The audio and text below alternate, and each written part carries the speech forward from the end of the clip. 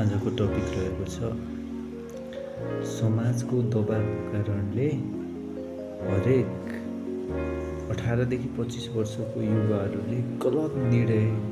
लिन्छन् कि गलत डिसिजन लिएर जिन्दगी खराब टाइम वेस्ट हुन्छ प्रायः जसो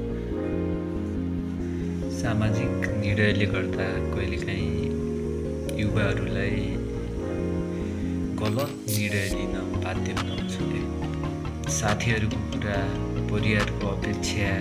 वा समाजको डरले हामीले आफ्नै चाहना र क्षमता व्यवस्था गर्छौँ होइन। यस्तो दबावले गर्दा होइन आफ्नो करियर अनि सम्बन्ध वा जीवनशैलीमा गलत बाटो रोज्न सकिन्छ। तर याद राखौँ होइन, सही निर्णय तब हुन्छ होइन जब तपाईँले आफ्नै मूल्य र लक्ष्यलाई तपाईँ आफै प्राथमिकता दिनुहुन्छ कि